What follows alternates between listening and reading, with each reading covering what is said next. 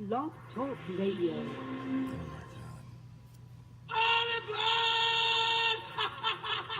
Don't touch me. I'll beat your brains out. You believe in miracles? I mean, you can take a knee and try a 56-yard field goal. This is not Detroit, man. This is the Super Bowl. Let's get ready to rumble. I'm Sonny Liston. I'm Jack Dempsey. There's no one like me. I'm from Nairclaw. There's no one that can match me. My style is impetuous. My defense is impregnable. And I'm just ferocious. I want your heart. I want to eat his children. That was Fraser. That was Fraser.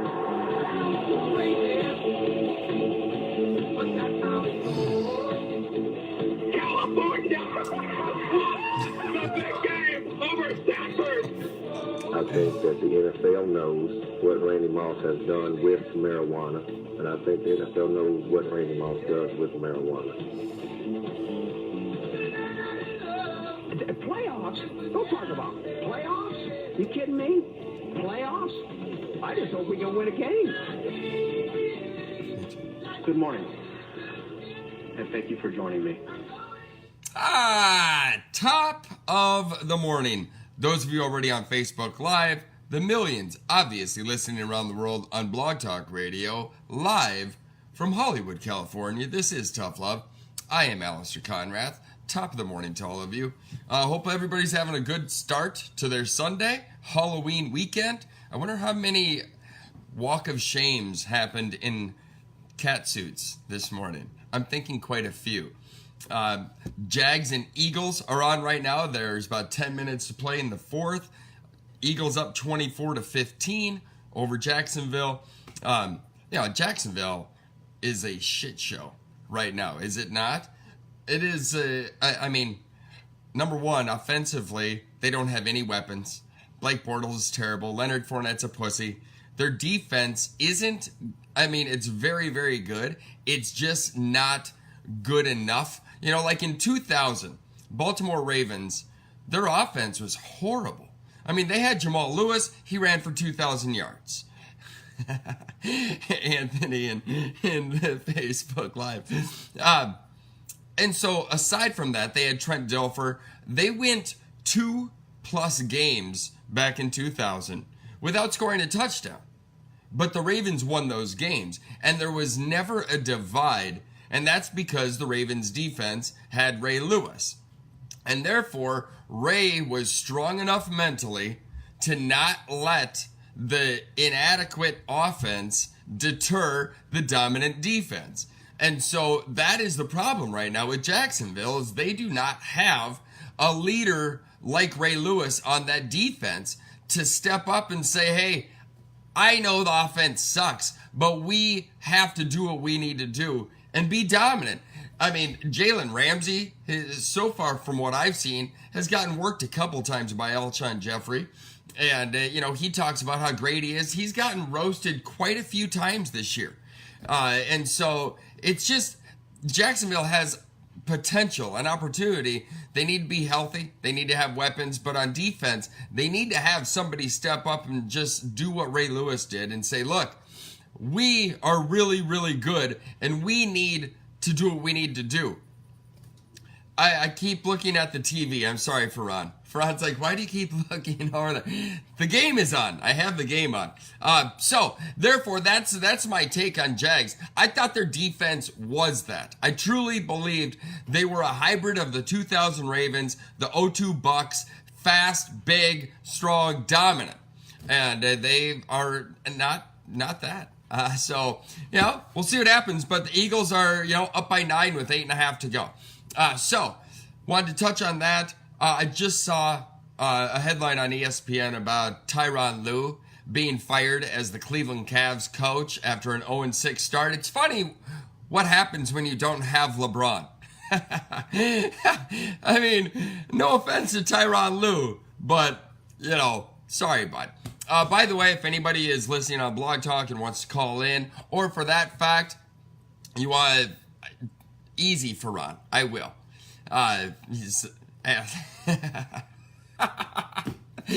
Anybody wants to call in, please do. 213-943-34 3423. I do not need a co-host, so keep it short if you are going to call in. I only have 25 minutes left. 213-943-3423. Big shout out to a group I'm a part of, MVP, Merging Vets and Players. Yesterday was a really, really awesome day. Good Morning America came, so Michael Strahan and his co-hosts were there.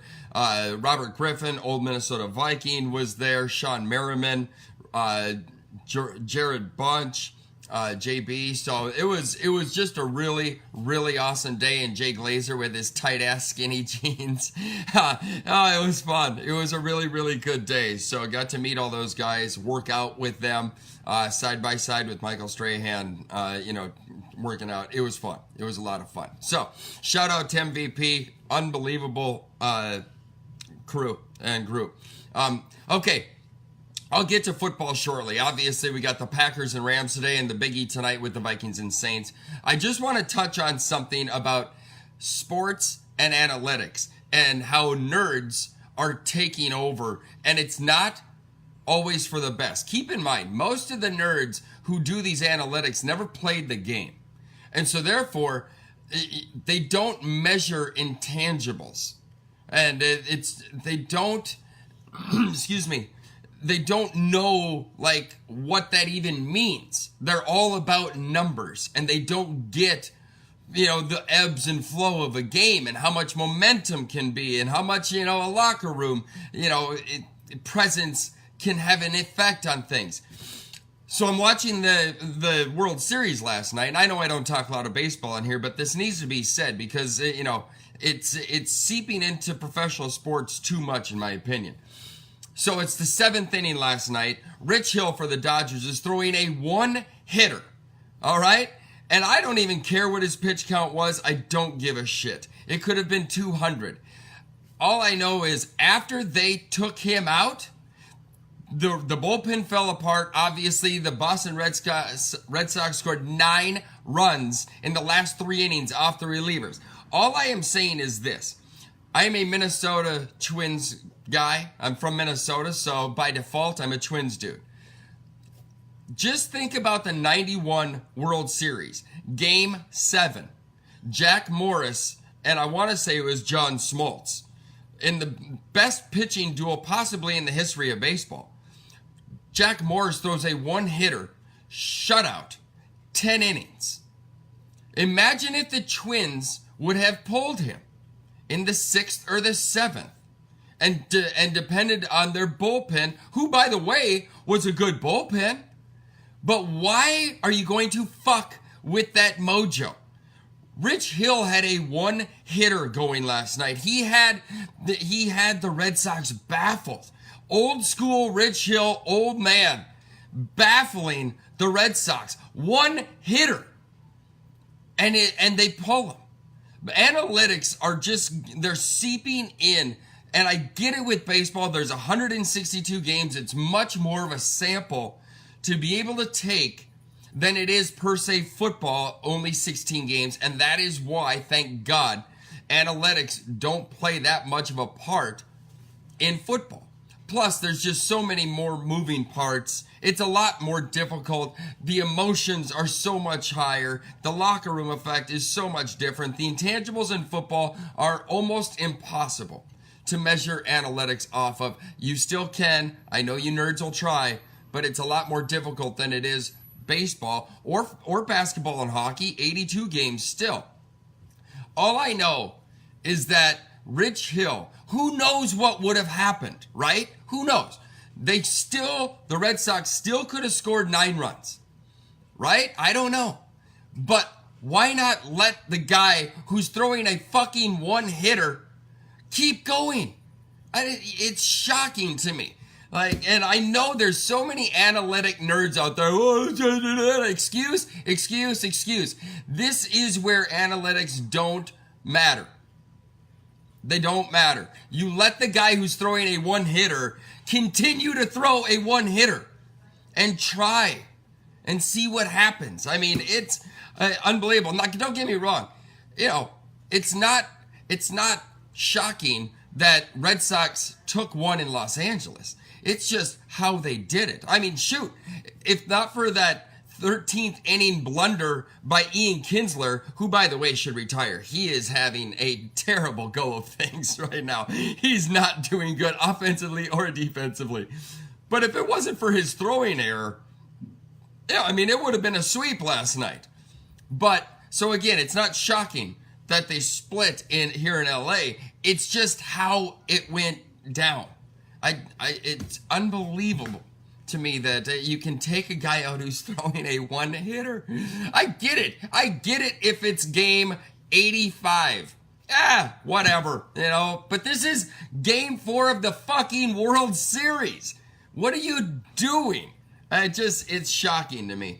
But again, nerds are taking over. If you've been inside of a Prius, you'd understand that. Because that instead of the radio display, it now has an energy consumption display.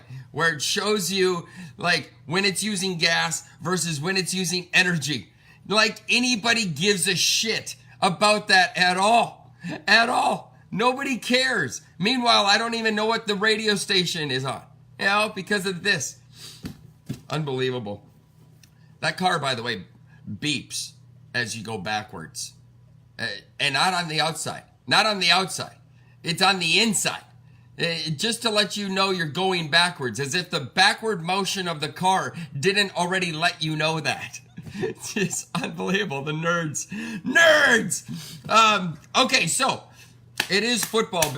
And that game is 24-18, by the way. It looks like Jaguars kicked a field goal. Lambeau is on fire, apparently. 2 massive games, obviously, today. Ferran, first being Green Bay, and the Rams. I mean, that is going to be a goodie. Here's the thing, though. Rams' defense is terrible. I'm surprised. I'll be honest with you. I'm a Vikings guy. We all know this. We see the towel behind me or the blanket. But if I am Brian Gutekunst, who, by the way, grew up in my neighborhood when I was younger and we hung out all the time.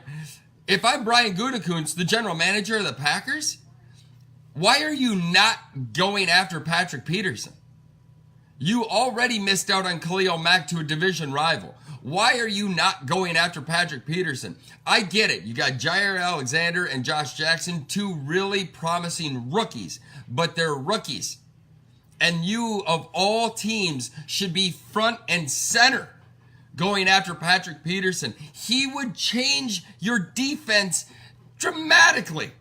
It's shocking to me that the Packers haven't been brought up in potential teams to go after Patrick Peterson. So, as far as the game goes today, I mean, yeah, because the Packers have Aaron Rodgers, you will always be in the game. You will always have a chance.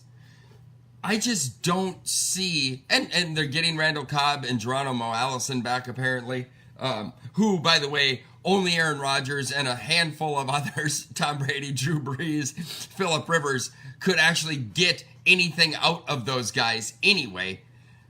But, I just don't see how the Packers are going to keep up. Let's just say that. Rams are going to score on Packers defense. Todd Gurley is going to get his on the Packers defense. The receivers are going to get theirs on the Packers defense. The only way the Packers do anything today to keep up is to be able to pressure Jared Goff. And as it sits right now, Green Bay is in the bottom half of the league in pressuring the quarterback. So I don't see how, put it this way. Just like in a couple weeks when the Packers and the Patriots play. On paper, yeah, that looks fantastic. And I think that game will be closer than this game. And I think that game is in Green Bay. And keep in mind, if the game today was in Green Bay, that would be different. There's no doubt. It's 85 degrees here. And so, for a team to play in 35 or whatever it is in Green Bay, a 50-degree difference matters sometimes. Obviously, once you get your blood pumping and everything, it doesn't matter as much. But I just don't see how they keep up. I don't know. I think the Rams win this, and I think they win it.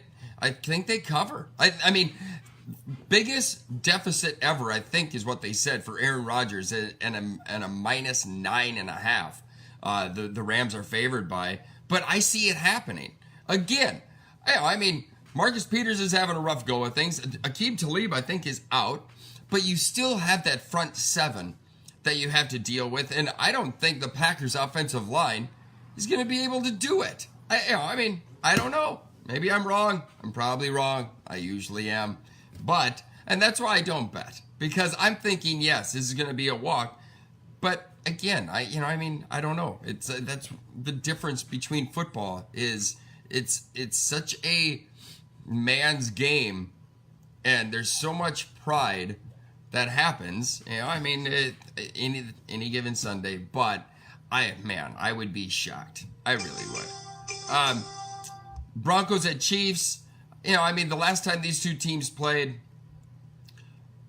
in Denver, mind you, Broncos gave them a good run. And then, if you remember, Patrick Mahomes in the fourth quarter brought them back, I think, from more than 10 down, and they ended up winning that game. Now it's in Arrowhead today against a Broncos defense that, they don't have enough on defense, top of the morning, Dino, to, stop the Chiefs' attack. I don't see that happening either. Broncos are not reeling at 3-4. I will say this. Royce Freeman is out, and so therefore Patrick Lindsay is going to get the full go today. I think it's going to be a good thing for him to go against a porous Chiefs defense, and Patrick Lindsay have all the touches, all the carries.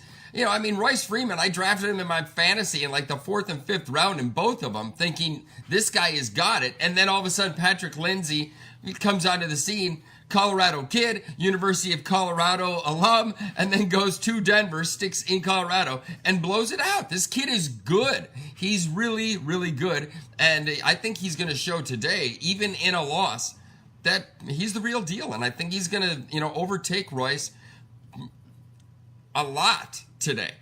So see how that goes. The other ones, I guess, before I get to the Vikings and Saints, who dat my ass, Dino, by the way.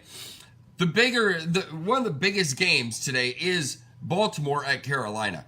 I don't know what the over-under says, 44.5. Baltimore is favored, by the way, on the road in Carolina. Think about that. Carolina is 3-0 at home. And they are underdogs at home against Baltimore, who lost at home last week to the Saints. I tell you what, after this show is over, I'm putting money on the Panthers. I think I'm going to. I don't know. I might put money on the under too. Think about it. 44.5. That's 22-22, 24-20. I just don't think there's going to be that much scoring. Both defenses are, top 10, maybe top 7. Ravens is number 1. I'm just saying, I think the Panthers is definitely, top 7, top 5. I don't necessarily think there's going to be a lot of scoring going on, but then again, I don't know why I'm so bad at betting. I'm so knowledgeable on football. I'm so bad when it comes to betting. It's terrible. But it's common sense. I should just go against whatever I think is the common sense move, I guess. But that's going to be, you guys know me. I'm a defensive guy. I can't wait to see this. It's going to be fun. By the way, that Browns at Steelers, sneaky. Steelers defense isn't that good, and they're 1-2 at home. I know Browns are, not.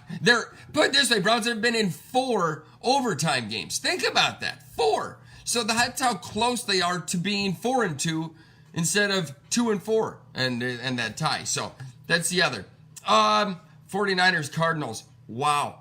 Terrible. And then we have, obviously, the Vikings and Saints. A do-over from last year's divisional playoff game, the Minneapolis Miracle, and that is the last time you will hear me say that. It will be probably said ad nauseum today.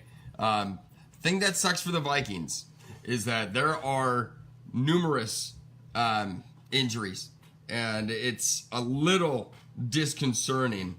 I'm going to bring it up real quick.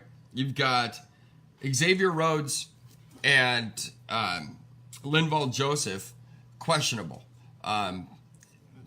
Apparently, Xavier Rhodes was even limping as late as Friday. And now, don't get me wrong. Obviously, you can shoot him up with some good stuff and, fight through it, I guess, for those 3.5 hours, which, I mean, I'm assuming they'll probably do. Same thing with Linval Joseph. Anthony Barr is out today, first time in a long time. I mean, you guys know how I feel about Anthony Barr, but like any slacker in a contract year, they step up. And so he and Trey Waynes are playing a little bit better as of late, as much as I hate to admit it. But losing Barr, I guess it's, he's athletic, and that would help. Obviously against, Alvin Kamara coming out of the backfield, the backs for them coming out. Is that a huge loss? I guess so. The way he's been playing the last couple weeks, yes, that is a significant loss. Since he was roasted by the Rams on that Thursday night game, he has definitely stepped up. And so I will give credit where credit's due. It would be nice to have him today. There's no doubt about it. His speed would come in handy. But they are also without Sendejo. He'll miss again. I think that's his third game in a row missing. George Aloka will step in along with Anthony Harris, who's been playing very well in the nickel slot and the safety spot. Everson Griffin is back, which is nice. That's I don't know. Think about it. It's a Pro Bowl D end who is a sack machine, and so if you're going to beat the Saints tonight, you need to be able to get after Drew Brees and get pressure on him and make him uncomfortable. Any Hall of Fame quarterback, it's been proven. If you get pressure and make him uncomfortable, Tom Brady's a great example in 2 Super Bowls. You can alter their throws. You can have a little bit of effect on how great they are.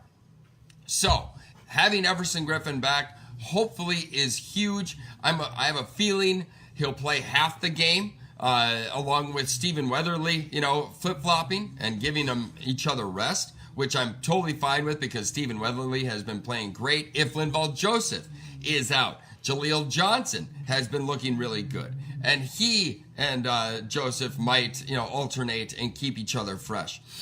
Danielle Hunter needs to step up and have a great game. I'm not sure of the Saints' injuries. I don't think I saw too many. I think I saw one. But if Xavier Rhodes cannot play, that's tough. You got Holton Hill stepping in. Not saying Holton Hill's terrible, but obviously, you're supplanting an all-pro in Xavier Rhodes, and that generally doesn't bode well. Especially, here's the biggest thing. Dino says, don't be so one-sided. I am a Vikings guy. You see the goddamn blanket, right? I'll get to the effing Saints shortly. Not like there's a lot to get to. But here's the thing that scares me as a Vikings fan going into tonight. The only great part is that we have home field advantage, although the Saints are 3-0 on the road. The problem is the Vikings have had Sam Darnold and Josh Rosen 2 weeks in a row, which obviously came out as W's, which they should. But when you go from Darnold and Rosen, all of a sudden up to Brees, that scares me, especially with the defensive players who are out. You need all the firepower you possibly can get. Hold on a sec. I'm driving. I can't type. I would be right. Yeah. You need everybody on defense to be accountable. You need Barr, as average as he is. You need Xavier Rhodes to be at top potential. if he's going to be covering Michael Thomas. Think about that. Now you've got Holton Hill on Michael Thomas, and you've got Trey Waynes covering. It doesn't matter. You know, I mean, it's not a good situation, is what I'm getting at for a Viking. I mean, it's hard for me to sit there and be like, oh yeah, the Vikes are going to win when, you know, I mean, the line on the game has gone from a Vikings -1 to a Saints -2. You know, and so I'm not the only one thinking like, you know, if Vegas is siding with me, I can't be a homer all the time. I can only be a homer to a certain degree.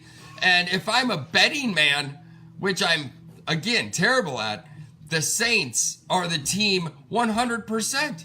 100%. In fact, I should put money on the Saints just so hopefully I lose it. You know, I would rather lose money and have the Vikings win than that. But the funniest part is, you know what's going to happen? I'll take the Saints -2 and they'll win by 1. And then I'll lose both ways, and that would just be apropos to how my life goes. 2-minute warning in London. Eagles 24-18 over the Jags. It looks as though it's Eagles ball. I don't know how many timeouts, nor do I give a shit. So that's it. You know, as far as the Saints go, Dino, what do you want me to say? You guys are 5-1. You know, you've won 5 straight since that game 1 shellacking from the Bucks. You know, if I click on your horrible team right now from a horrible city with horrible people, that's a copyright Dan Common Man Cole. I'm sorry, I shouldn't do that. But you know, I mean, here's the thing with the Saints. They're in the midst of a 3-game stretch right now that if they come out of it 1-2, that's impressive. All right. You know I'm messing around, Dino. But last week at Ravens, which Justin Tucker misses an extra point for the first time in his life almost, at least since high school, and it wasn't a good time to do it. And they lose the game at home against the Saints. So a game that I really thought the Ravens would win, they lose. So the Saints 1-0. Now the Saints tonight at Minnesota, and then next week they're home against the Rams. So, you know, I mean, they've got this 3-game stretch that if they come out of it 3-0, I mean, wow, good for them. You know what I'm saying? Good for them. You know, but the Vikings hopefully can take care of biz tonight. And the Rams, you know, that's going to be a fun game. But then they've got Saints have at Bengals after the Rams, and then the Eagles. So this is actually a 5-game stretch that will test Saints significantly. And they're 1-0 so far with a massive road win in Baltimore.